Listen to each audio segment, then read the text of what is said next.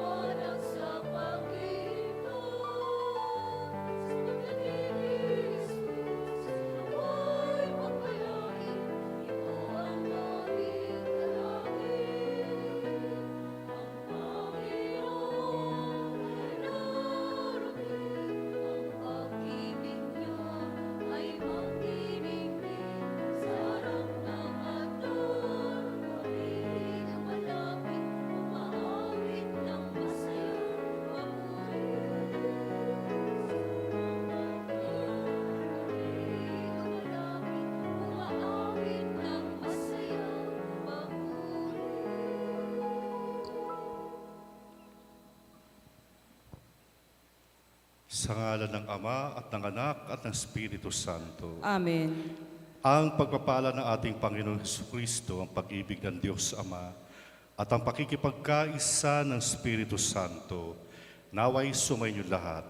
At sumainyo rin. Mga kapatid, aminin natin ngayon ang ating mga kasalanan upang tayo ay maging marapat gumanap sa banal na pagdiriwang. Panginoon Jesus, Ikaw ang dahilan ng aming pag-asa, kapayapaan at kagalakan. Panginoon, kaawaan mo kami. Panginoon, kaawaan mo kami. Panginoong Jesus, naparito ka upang tupdin ang mga pangako ng mga propeta noong una. Kristo, kaawaan mo kami. Kristo, kaawaan mo kami. Panginoong Jesus, ipinakipagkasundo ka mo kami sa Ama at sa isa't isa. Panginoon, kaawaan mo kami. Panginoon, kaawaan mo kami. Kaawaan tayo na makapangyarihan Diyos, patawarin tayo sa ating mga kasalanan at patubayan tayo sa buhay na walang hanggan. Amen.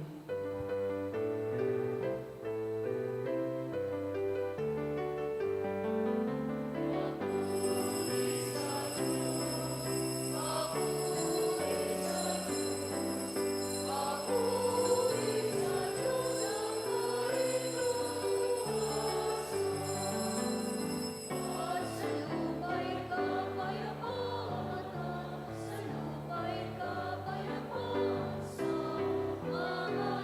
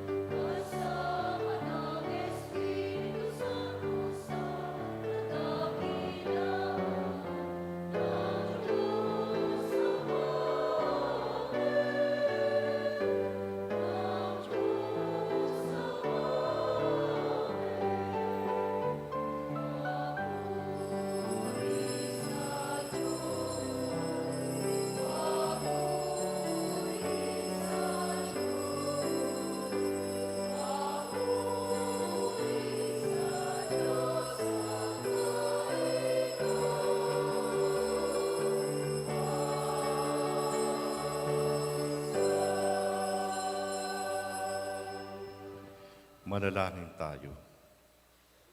Ama naming makapangyarihan, kasihan mo kami ng iyong pagmamahal upang kaming mga nakabatid sa pagbabalita ng anghel tungkol sa pagkakatawan tao na anak mo ay makapakinabang sa kanyang pagpapakasakit at pagkamatay sa krus, sa pagsapit namin sa pagkabuhay niya sa langit, sa pamamagitan niya kasama ng Espiritu Santo magpasawalang hanggan.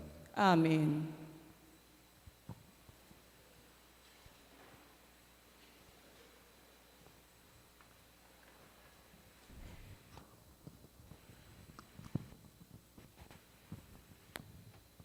Pagbasa mula sa aklat ni Propeta Jeremias.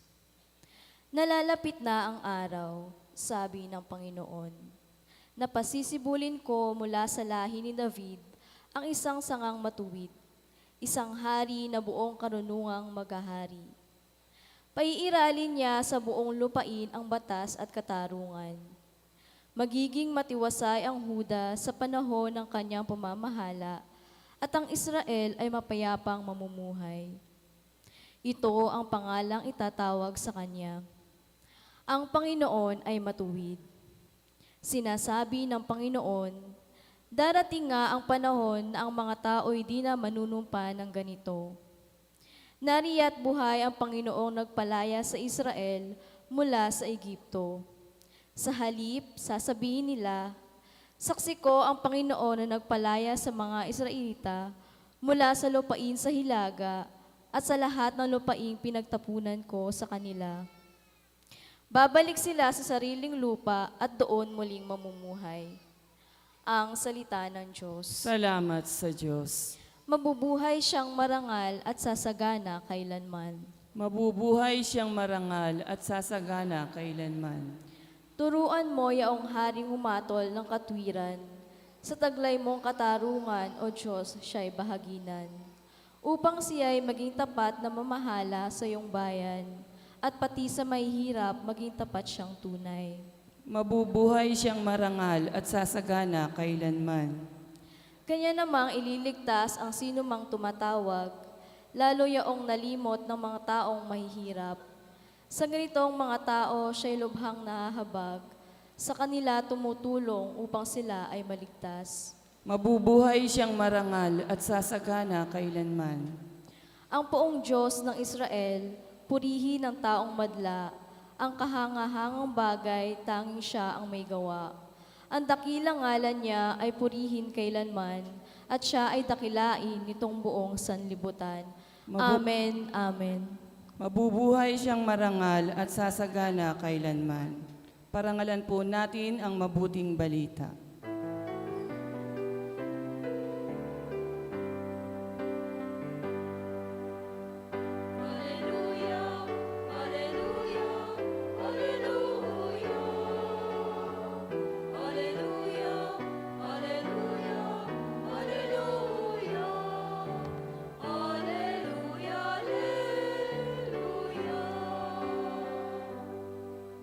Namumuno ng Israel, nagbigay utos sa amin, halina't kami sagipin.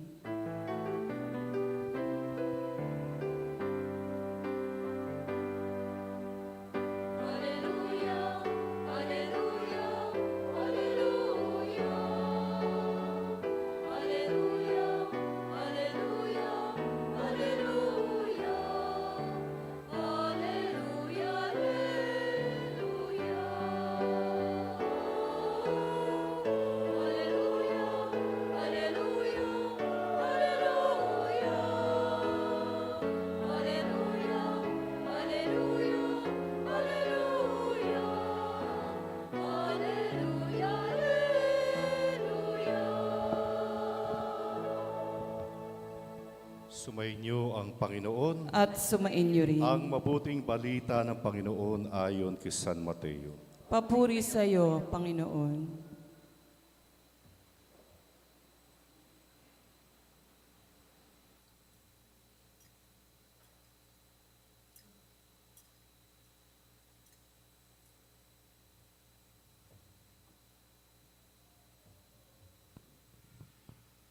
Ganito ang pagkapanganak kay Kristo.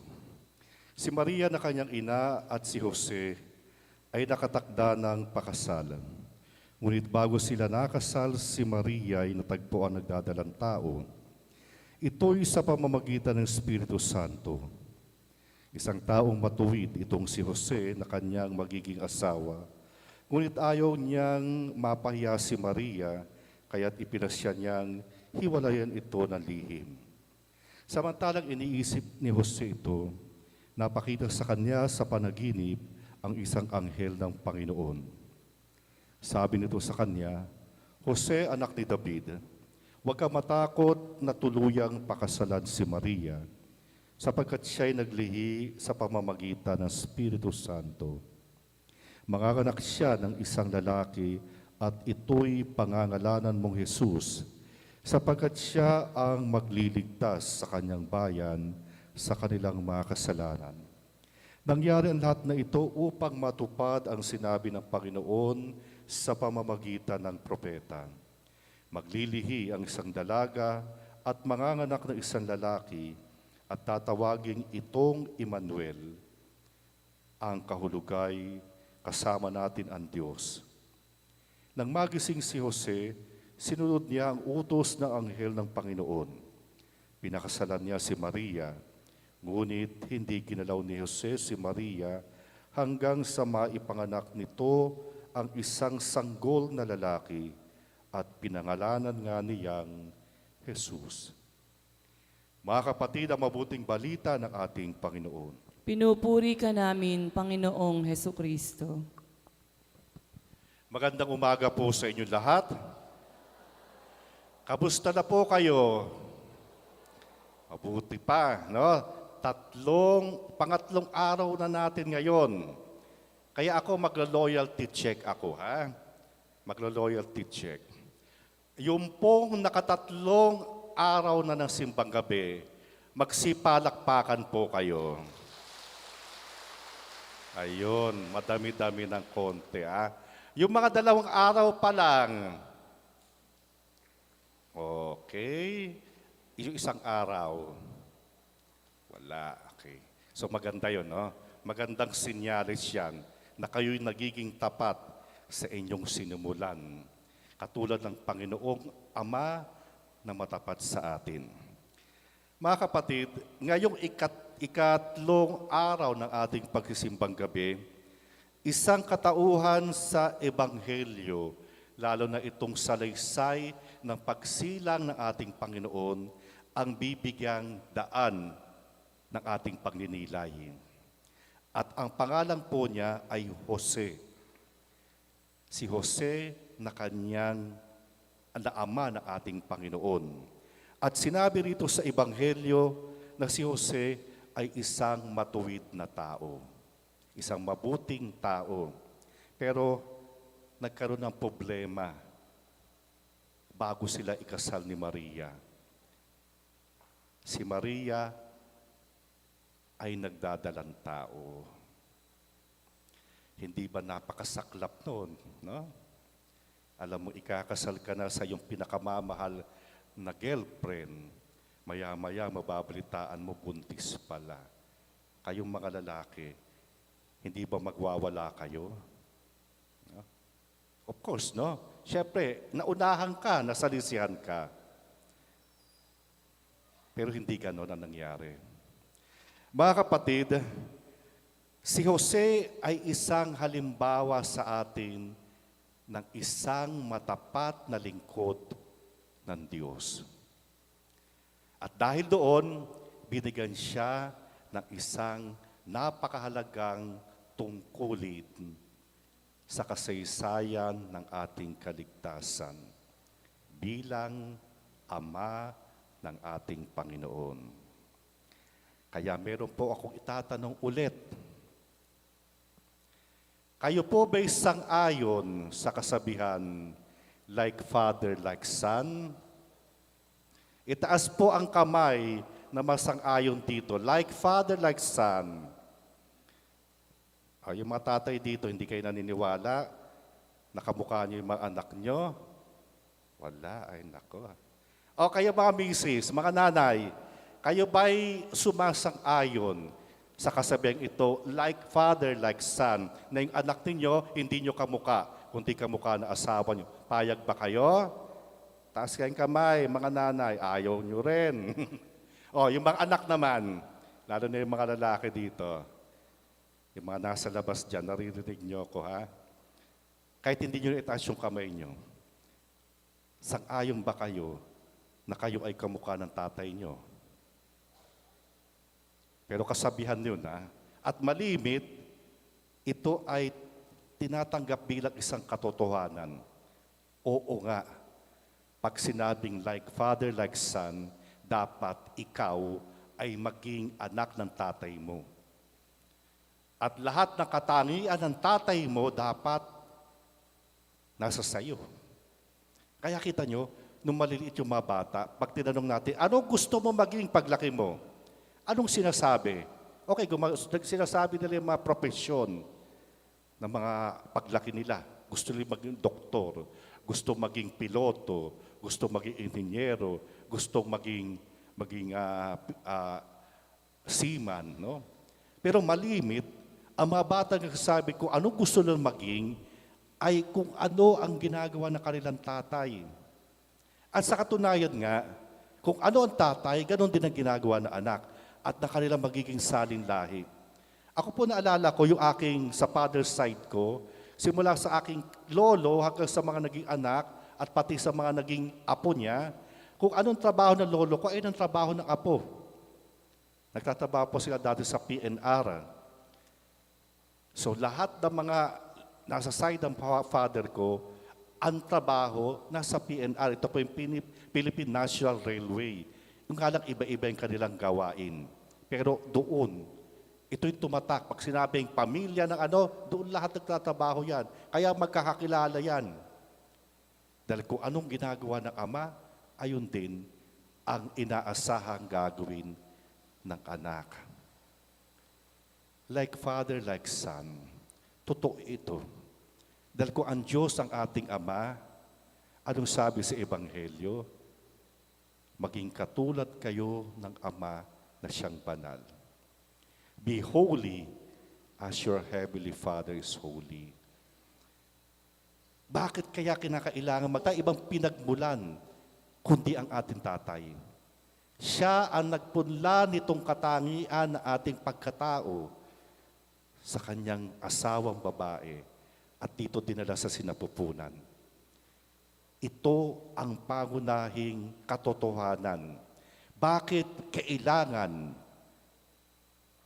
ang Diyos na nagkatawang tao ay isisilang sa isang dalaga sa sinapupunan ay kinakailangan ding merong tatay. Bakit hindi ba pwedeng ang Diyos magkakatawang tao, buhat sa langit, babaksak dito, ayun, tao na kagad. Pero pinili ng Diyos, dadaan siya sa proseso, yung normal na proseso na isang tao ipaglilihi ng 9 na buwan sa sinapupunan ng nanay, isisilang at unti-unting lalaki. Ang Diyos piniri sa ganoong paraan ng pakikiisa sa atin.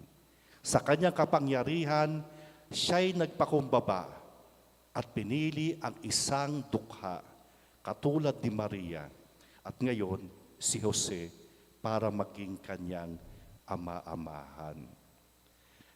Mga kapatid, bukod pa doon sa katagang like father, like son, ang tatay kasi ay merong isang napakahalagang tungkulin sa banal na kasulatan, sa tradisyon at kaugalian nung kapanahunan ng ating Panginoon. Dahil ang tatay lamang ang pwedeng magbigay ng pangalan sa kanyang anak at wala nang iba. Hindi ang nanay, hindi si lola, hindi si lolo, hindi yung mga kamag-anak, kundi yung tatay lamang. At kaya nga kalamitan, ang pangalan ng bata na isinilang ay nakapangalan sa tatay. Kaya tayo rin, naging kagawian natin yan. Pag may senior, mayroon junior. Tapos may third, may fourth, at sunod-sunod yun. Bakit? Kasi dala-dala mo yung pangalan ng iyong tatay, ng iyong ninuno. At si Jose ang magbibigay ng pangalan sa Diyos na nagkatawang tao at isisilang ni Maria. Ang ibig sabihin po, hindi lang yung personal identity, kundi yung katangian ng angkan. Kahapon, ang ebanghelyong inyong narinig ay napakahaba at puros pangalan. At yung mga binanggit na mga pangalan na yun, ito ang mga salit-saling lahi na kung saan nagmula ang ating Panginoon. Simula kay Abraham, hanggang kay David, hanggang kay Jacob, na tatay ni Jose. At si Jose, na asawa ni Maria, at si Maria ang nanay ni Jesus. So nakita nyo na, itong linya na naging angkan ng Panginoon, na tumatak dito ang Diyos na nakapanayam sa atin, sa ating abang kalagayan, sa istorya ng tao na malimit ay hindi naman maganda. Pero sa awat pagpapala ng Diyos, doon sumibol ang kaligtasan ng sangkatauhan. Pangalawa, si Jose bilang tatay, siya ang magbibigay ng magiging dito sa bata na to. Kaya si Jesus, sa kanyang paglaki, naging karpentero siya. Hindi siya naging mangingisda. Dahil sa Nazareth, malapit doon, merong ilog doon na kalamitan din ang mga trabaho o hanap buhay ng mga taga roon ay mangingisda o kaya magsasaka. Pero si Jesus, naging karpentero. Bakit? Kasi karpentero yung tatay. Gawain ng tatay ay gawain ng anak. Ipinasa. Kaya yung mga may hasyenda dyan, yung mga may laking factory dyan, kanino ipinapasa? Sa anak ninyo. At kalamitan ng tatay, sabi, sige, pag-aaralin kita para sa ganon, pag ako'y tumanda at nag-retire na, ikaw ang magmamana ng aking kumpanya. Ikaw ang gagawa ng aking gawain. Ikaw ang magiging boss. Ikaw ang magiging manager. Ipinasa. At itong hanap buhay na to, hindi lang ito gawain para matustusan ang kabuhayan. Dahil ito rin ang tumatatak sa bawat pamilya. Kaya nga pag sinabing, ang pamilya ng magsasapatos, no? Sa Marikina, isang pamilya yan. No? Salin-salin yan. Simula sa lolo, sa lola, no? Yung National Bookstore, yung SM, dati yung mga ninuno, ngayon ipinasa na sa anak. Maya-maya, yun na sa mga apo. Pinagpapatuloy ang gawain. Kaya pag binanggit mo yung pangalan ng isang pamilya, alam mo na kung ano sila. Dahil dito nakatatak kung ano ang karakteristik ng kanilang angkan. Tayo, ano ang karakteristik ng ating angkan bilang anak ng Diyos? Bilang kapatid ni Jesus, natanong po ba natin kung kamukha natin ang Diyos? Kung tayo gumagawa ng gawain ng Diyos?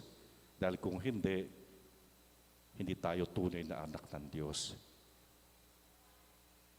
Mga kapatid, itong ikatlong araw na ating pagsimbang gabi, ito ang ating maging reflection, pagninilay. Tanungin natin ating sarili kung tayo ba'y nararapat na tawaging mga anak ng Diyos. Na kung tayo nagdarasal na, Ama namin, sumasalangit ka, tayo ba talaga ay taimtim na nagsasabing, Diyos na Ama ko, dahil ako'y mabuting anak? Ako ba'y naging katulad ni Jose na matuwid at masunurin, mapagtiwala sa Diyos?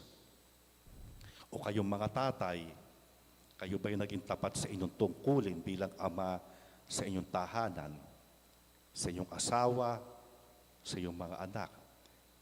Pinanindigan niyo ba ang anturing sa inyo bilang haligi ng tahanan? Tinutupad niyo po ba? O baka kayo mismo ang sumisira at gumuguho ng pundasyon ng iyong pamilya? Kaya natawa tuloy ako, meron akong napanood sa YouTube. Yung teacher, tinatanong yung mga estudyante niya, At sinabing kung ano daw ang tatay. No? Sabi ko, ang tatay ay, duduktor ng estudyante, mga bata. At ang sabi ng bata, limaw. No? Napakamot ng ulo si teacher. Bakit? Alam ba nila yung haligi? Kasi madalas sila makita siguro tatay nila sa bahay, ugaling halimaw. At madalas sabihin ng nanay, galit na galit sa kanyang asawa, halimaw ka. Kita nyo na, ang bata lumalaki ayon sa nakikita sa ating mga matatanda, lalo tigit sa pamilya, sa magulang, sa tatay. Ulitin ko like father, like son. Kaya kung hindi nyo paninindigan ang iyong tungkulin sa bahay, sa pamilya, wala kayong karapatan tawaging tatay. Hindi kayo gumaganap ng tungkulin ng gawain ng Diyos Ama. Kaya paanyaya to sa inyo ngayong 3 araw na ating pagsimbang gabi. Himukin natin ang ating sarili na sana ay unti-unti. Alam ko hindi ganun kadali, kaya unti-unti. Araw-araw. Pero consistent. Katulad ng ginawa nyo, 3 araw na to, maging consistent kayo hanggang matapos nyo. At lahat ng mabubuting bagay na ginagawa nyo at sinibalon gawin, maging consistent kayo. At sa pamamagitan nun, mahihirati tayo. Katulad ng ginagawa nyo sa inyong mga anak, tinuturuan nyo na mahirati sa isang mabuting gawain at mabuting asal.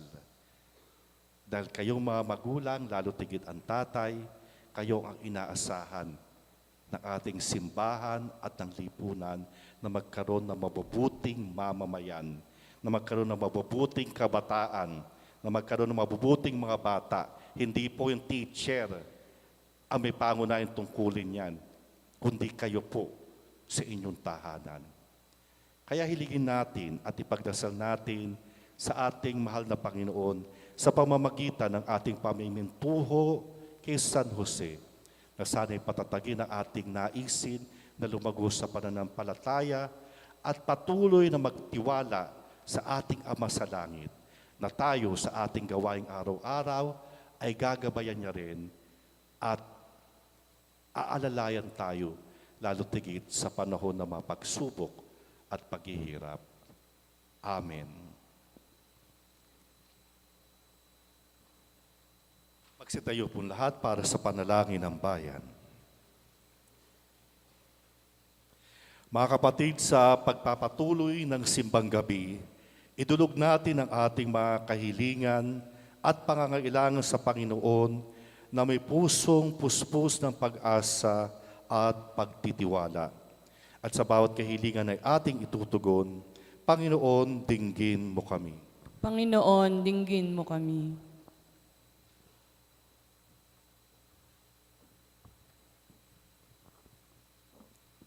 Para sa lahat ng Kristiyano, habang naghahanda tayong magdiwang sa kapanganakan ni Jesus, mapagtuunan nawa natin ang anumang nagbubuklod at hindi ang naghahati-hati sa atin. Manalangin tayo. Panginoon, dinggin mo kami. Para sa Santo Papa, ating obispo at mga pari, naway maging inspirasyon sila ng kanilang mga kawan sa kanilang sipag at pagtsatsaga. Manalangin tayo. Panginoon, dinggin mo kami.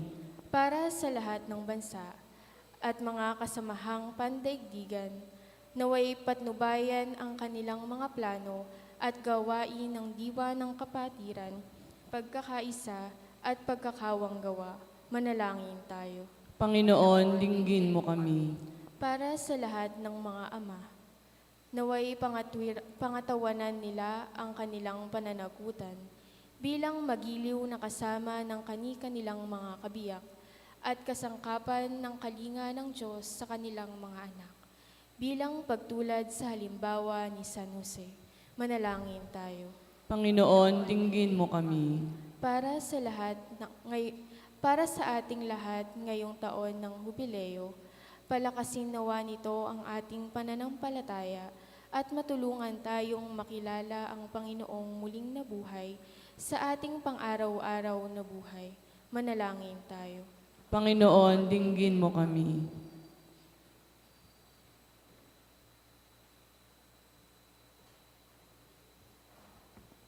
Panginoon Jesus, itulot mong ang simpang gabi na ito ay maging panahon ng taimtim ng pagbabagong spiritual.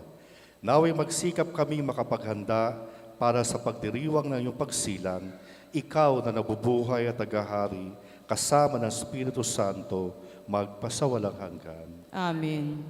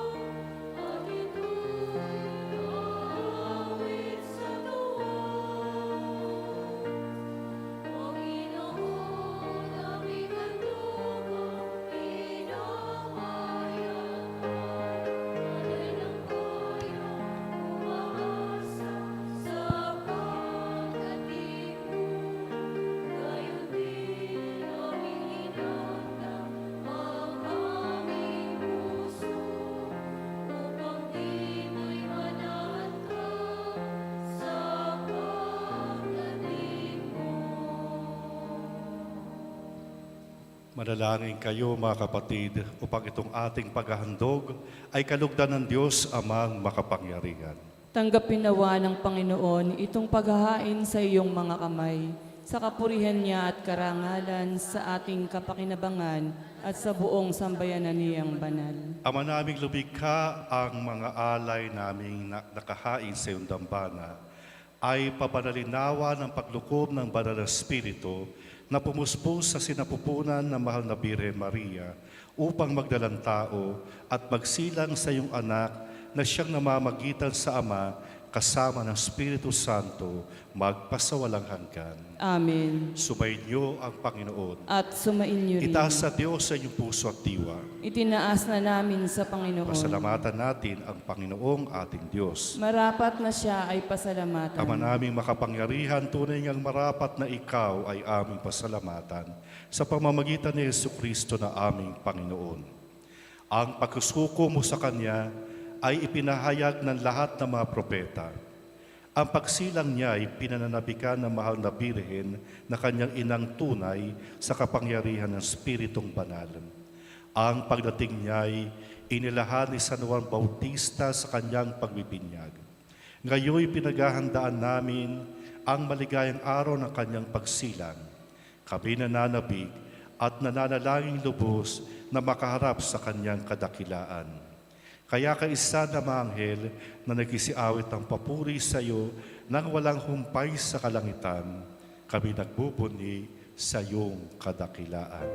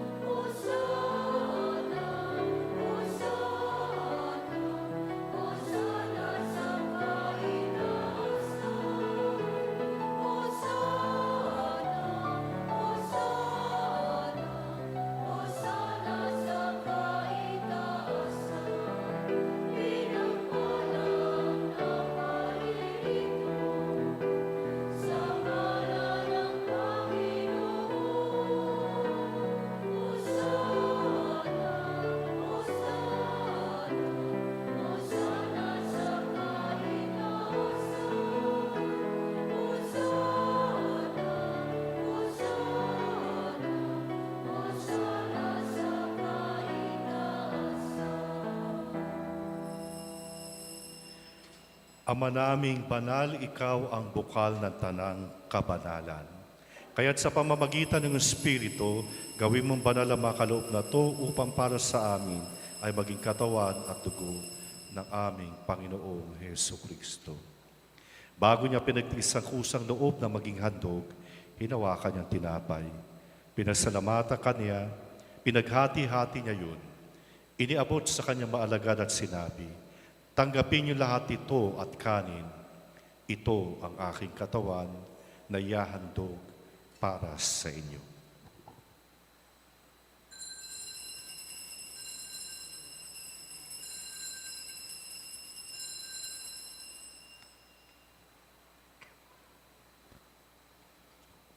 Gayon din naman, nung matapos ang hapunan, hinawakan niyang kalis, muli kanyang pinasalamatan. Inabot siyang kalis sa kanyang maalagad at sinabi, tanggapin niyo lahat ito at inumin. Ito ang kalis ng aking dugo, ng bago't walang hanggang tipan. Ang aking dugo na ibubuhos para sa inyo at para sa lahat sa ikapagpapatawad ng mga kasalanan. Gawin niyo ito bilang pag-alaala sa akin.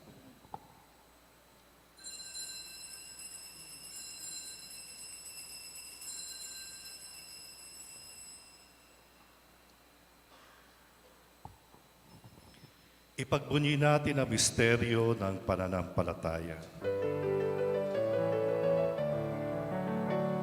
Si Kristo ay gunitain, sarili ay inihain, bilang pagkain tinuro pinagsasaluhan namin hanggang sa siya'y dumating, hanggang sa siya'y dumating.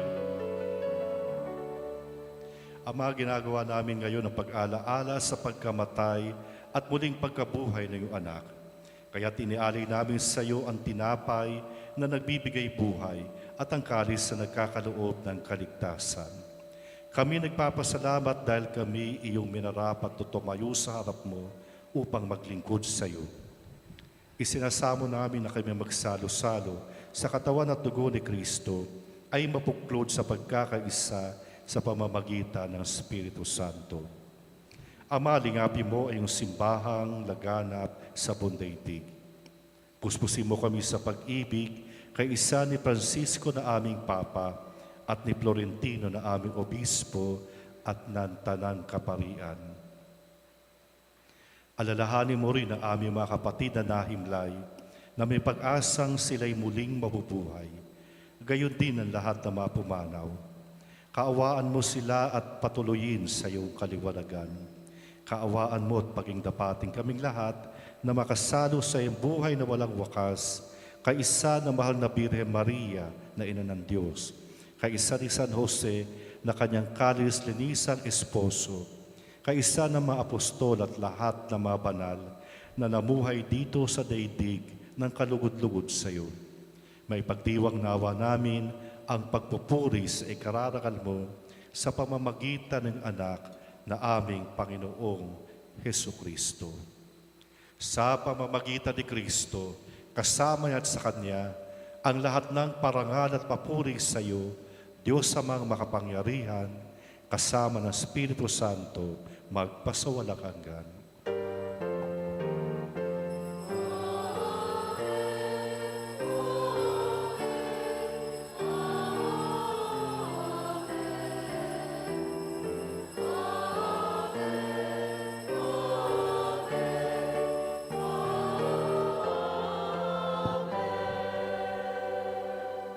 Sa tagubili ng mga nakagagawin na utos sa turo ng mabatalang aral, buong pag-ibig nating ipahayag ang Ama namin.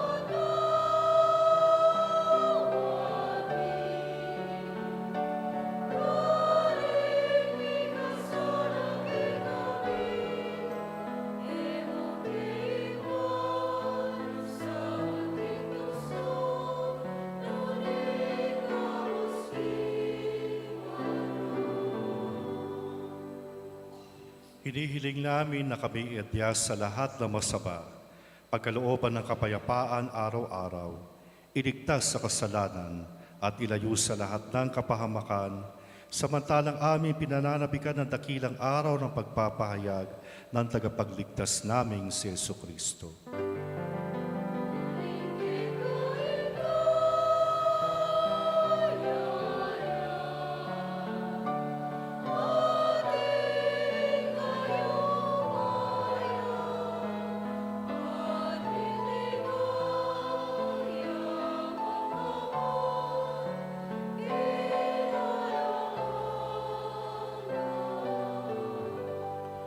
Panginoong Heso Kristo, sinabi mo sa iyong mga apostol, kapayapaan ang iniiwan ko sa inyo, ang aking kapayapaan ang ibinibigay ko sa inyo. Tungahin mo ang aming pananampalataya at huwag ang aming mga pagkakasala. Pagkalooban mo kami ng kapayapaan at pagkakaisa ayon sa iyong kalooban, kasama ng Espiritu Santo, magpasawalang hanggan. Amen. Ang kapayapaan ng Panginoon ay laging sumainyo lahat. At sumainyo rin. Magbigayan po tayo ng kapayapaan sa isa't isa. Peace be with you, peace be with you, peace be with you.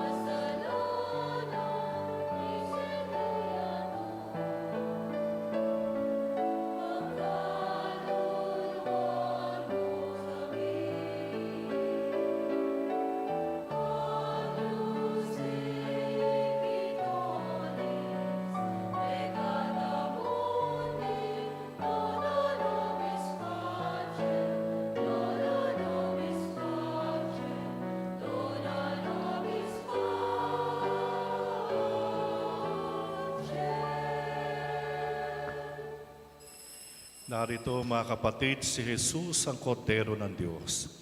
Narito siya nag-aalis sa mga kasalanan ng sanlibutan, mapapalad tayong tatanggap sa Kanya sa banal na sakramento.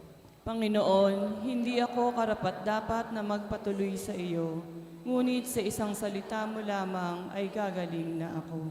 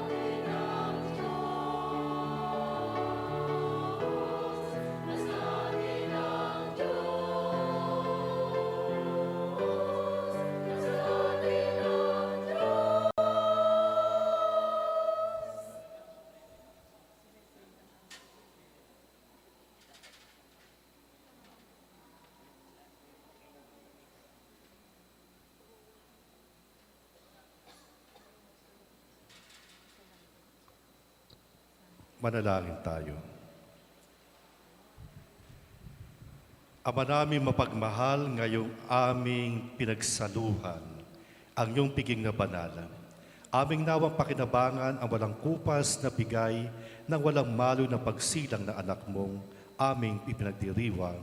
Sa pamamagitan niya, kasama ng Espiritu Santo, magpasawalang hanggan. Amen. Bago ko po igawad ang pagbabasbas, muli po kami ay kumakatok sa ginto ang puso ninyo na magbahagi po para sa ating mga kapuspalad na kapatid. At ang iaalay po ninyo para bukas ay corn beef. Yung mga dilata po. So corn beef po ang inyong iaalay bukas. Kahit ano pong brand, basta corn beef po na dilata. Maraming salamat po. Sumainyo ang Panginoon. At sumainyo rin. Magsiyuko kayo habang iginagawad ang pagbabasbas. Sa kapanganakan ng Panginoon, naway gantimpalaan niya ang inyong mga pagsisikap at puspusin kayo ng kanyang nag-uumapaw na biyaya. Amen. Pawiinawa ng Panginoon sa inyong mga puso ang lahat ng pangamba, pag-aalala at kalungkutan. Amen. Pagtibayin nawa ng Panginoon ang iyong pananampalataya, pag-asa at pagmamahal. Amen. At ang pagpapala ng makapangyarihan Diyos, Ama, Anak, at Espiritu Santo ay manaugnawa at manatili sa inyo magpasawalang hanggan. Amen. Tapos ng pagdiriwang ng banal na misa, humayo kayo taglayin ang kapayapaan ng Panginoon. Salamat Salamat sa sa Diyos. Diyos.